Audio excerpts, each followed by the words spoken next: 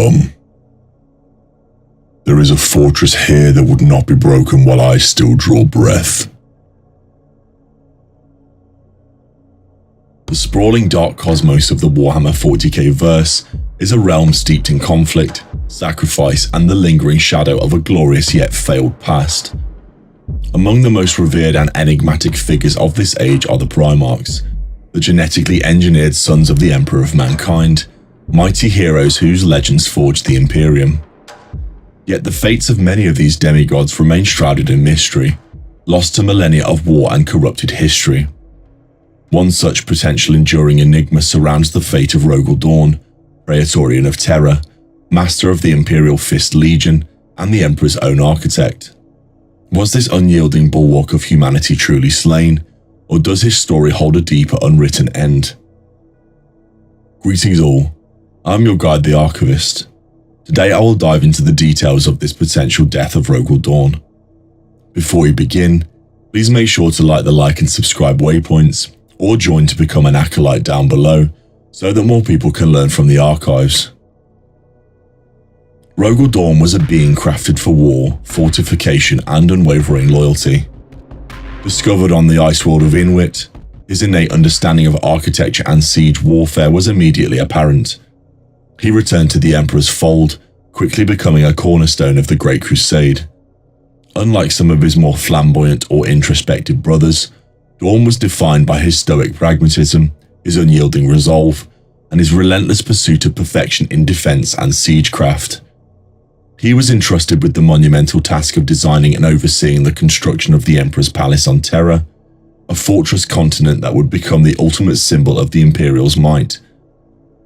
His relationship with his brothers varied. He often clashed with the ever-changing Perturaba over matters of siegecraft, yet he held a deep, often unexpressed, respect for others like Guilliman and Sanguinius. During the devastating civil war known as the Horus Heresy, Dorn remained steadfastly loyal to the Emperor. He was instrumental in the final defense of Terra, coordinating the planet's fortifications and personally leading its defense with grim determination. The psychic shockwave from the Emperor's battle with Horus left Dorn heartbroken and adrift. He had failed to prevent the heresy, failed to save his father from the fate of the Golden Throne, and failed to prevent the death of his beloved brother Sanguinius.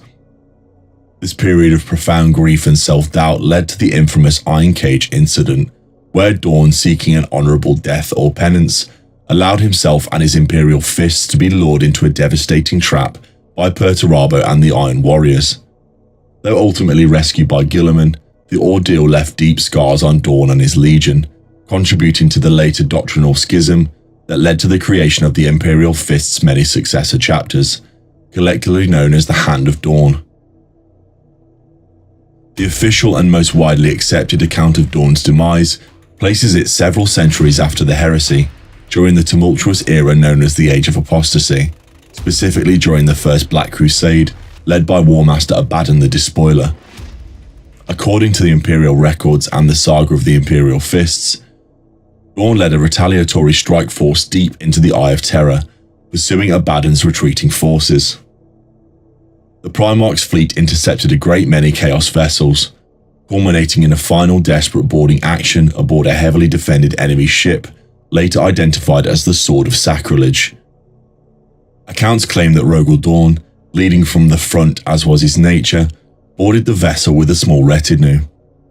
What transpired in the labyrinthine corridors of that chaos-tainted ship remained largely unknown, lost to the fury of battle and the passage of time. The official narrative states that Imperial forces eventually fought their way through the ship, but they found no sign of the Primarch himself amongst the living. What they did discover was a single severed hand, a hand confirmed by genetic and spiritual signature to be Rogal Dorn's.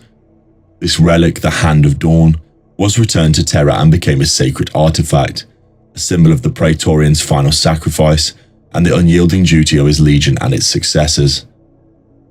The recovery of the Hand of Dorn was taken as conclusive proof by the High Lords of Terra and the Imperial Fist chapter of their Primarch falling in battle.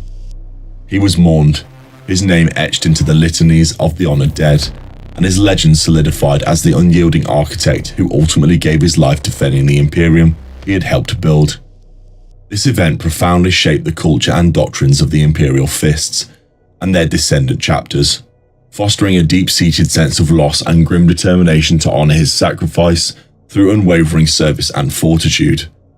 However, even within the grim certainty of the 41st millennium, where history is often propaganda and the truth is a casualty of war, the circumstances surrounding Dorn's supposed death have sown seeds of doubt and fueled speculation. The primary source of this ambiguity lies in the evidence itself. Only a hand was recovered. For a being as phenomenally resilient and powerful as a Primarch, death is an incredibly difficult state to achieve. They have survived wounds that would atomize lesser beings, capable of regenerating from catastrophic injuries. The idea that a boarding action aboard a single ship, even a Chaos vessel deep within the Eye of Terror, would result in the complete annihilation of Dorn's body, leaving only a single albeit significant relic, strains credulity for some. Consider the possibilities that the lack of a full body opens up. Could Dorn have been captured rather than killed? The forces of Chaos, particularly figures as powerful as Abaddon, would have immense strategic and symbolic reasons to take a loyalist Primarch alive. A captive Dorn could be used for gruesome experiments, psychological torture, or even twisted into a horrific weapon against the Imperium he served. The Eye of Terror is a realm where reality bends and warps. Fates far worse than death are commonplace. Alternatively, could Dorn have succumbed to something other than conventional death? The psychic toll of the Heresy, coupled with the despair he felt, was immense. Could he have deliberately sought a glorious end, or perhaps, in a moment of despair or tactical necessity, sacrificed himself in a way that left no trace? Could he have been transported away by warp energies at the moment of his defeat? Another perspective considers the motivations of those who presented the Hand of Dorn as proof of death. In the Imperial hierarchy, the death of a Primarch, while tragic, provides a form of narrative closure. It allows for succession, the establishment of new doctrines, and the solidifying of legends. A missing Primarch, one whose fate is unknown, represents a constant unsettling uncertainty. Was the rapid acceptance of the Hand of Dorn as definitive proof driven by a need for closure, a desire to move beyond the era of the Primarchs, or perhaps even a deliberate suppression of a more complex, inconvenient truth? The sheer scale of loss and the unreliable nature of historical records in the 41st millennium further compound this mystery. Battles are fought over centuries, entire planets are consumed, and the truth often becomes buried under layers of myth, propaganda, and simple decay. The events of the First Black Crusade are ancient history to the Imperium of the present day, filtered through millennia of retelling and bureaucratic obfuscation. Hope is the first step of the road to disappointment, but despair is the road to damnation. We must walk the road between.